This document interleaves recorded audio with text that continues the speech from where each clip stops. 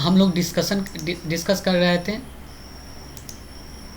Question number 4 पे थे, what implication does the scarcity have want. तो सबसे scarcity not all want to satisfy, इसका मतलब हम सारा वांट को सेटिस्फाई नहीं कर सकते, चाहे हम हो या मुकेश अंबानी, कोई भी नहीं कर सकता है, ठीक है।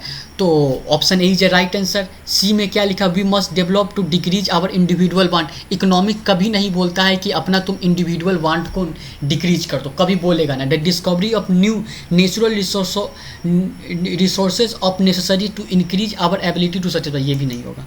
तो हमारा ए इज एकदम अप्रोप्रिएट राइट आंसर है, 4 का ए। एक क्वेश्चन नंबर 5 मतलब अच्छा क्वेश्चन है, what is the flowing the normative economics. यहाँ पे हमको नॉर्मेटिव इकोनॉमिक्स, तो नॉर्मेटिव इकोनॉमिक्स पहले होता है किसको, वो जान लो। देखो पॉजिटिव इकोनॉमिक्स, पॉजिटिव स्टेटमेंट और नॉर्मेटिव स्टेटमेंट होता है। नॉर्मेटिव स्टेटमेंट, तो पॉजिटिव स्टेटमेंट फैक्ट पे बात करते हैं, क्या सही, उसमें कोई भी वैल्यू जजमेंट नहीं। नॉर्मेटिव इकोनॉमिक्स में वैल्यू जजमेंट, ठीक है। ऑप्शन ए चेक करेंगे, planned economics allocate resource by government department.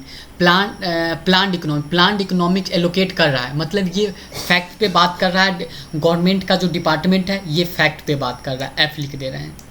तो क्या ये नॉर्मेटिव स्टेटमेंट है, नहीं है। सेकेंड बात, most traditional economic why experienced problem for falling output and rises price over the past decade. Past के कारण जो भी प्रॉब्लम हुआ है, फॉलिंग आउटपुट राइज, ये भी फैक्ट पे बात कर रहा है। पास्ट ट्रेडिशनल इकोनॉमिक्स, ये भी फैक्ट पे, तो ये क्या हो जाएगा, पॉजिटिव स्टेटमेंट का, ठीक है। Option C, there is a greater degree of course of consumer sovereignty in market economic that planned economic पे बात कर रहा है। ये भी ग्रेट, ये मार्केट इकोनॉमिक का, ये भी फैक्ट पे बात कर रहा है। हमारा जजमेंट चाहिए, reducing in equality should be, जहाँ पे शुड ऐसा होना चाहिए, ये किस पे बात कर रहा है, ये जजमेंट दे रहा है। Majority priority of fixed economics, ये शुड बी, ये जजमेंट दे रहा है, इसीलिए ऑप्शन नंबर डी ये हो जाएगा नॉर्मेटिव स्टेटमेंट का, ठीक है। अब हम क्वेश्चन 6 देख लेते हैं। In every economic system the scarcity impose limitation, scarcity impose limitation in every. तो ऑप्शन ए देखो, हाउस होल्ड के पास भी हो सकता है, स्कार्सिटी सबको हो सकता है, हाउस होल्ड हो, बिजनेस फॉर्म हो, गवर्नमेंट हो, नेशन एज ए होल, सबको हो सकता है। तो हमें ये अप्रोप्रिएट ऑप्शन ए लग रहा है, ठीक है। हम दूसरा house hold, business but not, ऐसा गलत है। गवर्नमेंट को नहीं होगा स्कार्सिटी, सबको होता है भाई। Local state but not federal government, भाई सबको होता है। Household government but not business form, बात गलत है। Business form government and nation, ये सही है, business form government nation as a whole, लेकिन क्या हाउस होल्ड को इसने लिखा, मिस कर गया। तो अप्रोप्रिएट क्या है, अगर ये 3 होता और ये चौथा एक होता तो हम इसको टिक कर देते, बट ये 5वां कारण ए है, तो ए अप्रोप्रिएट राइट आंसर।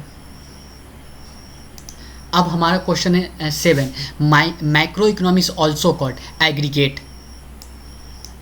यहाँ पे डायरेक्ट एग्रीगेट इसका ऑप्शन हो जाएगा, तो इसमें ज़्यादा दिमाग लगाना नहीं, aggregate.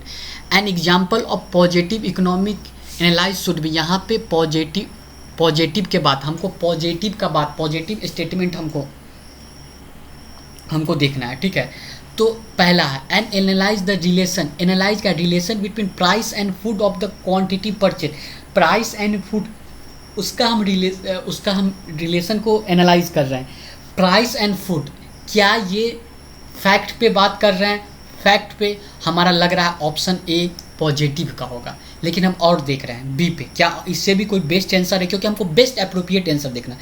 Determining how much income each person should be granted, determine कर रहा है कि हर पर्सन को कितना इनकम ग्रांटेड होना चाहिए। क्या ये जजमेंट बात कर रहे हैं, इसको उतना होना चाहिए, उसको उतना होना चाहिए, उसको उतना होना चाहिए, तो ऑप्शन बी नहीं होगा। ऑप्शन बी तुम्हारा एग्जाम्पल हो जाएगा नॉर्मेटिव का, ठीक है। Determining the fair price of, हम डिटरमाइन कर रहे हैं किसको कितना प्राइस ऑफ गुड्स कितना हो रहा है, ये हम किस पे बात कर रहे हैं, ये हम बात कर रहे हैं तुम्हारा बात कर रहे हैं नॉर्मेटिव पे, नहीं होगा। डी देखते हैं, deciding how to distribute the output of the, decide कर रहे हैं किसको कितना इनकम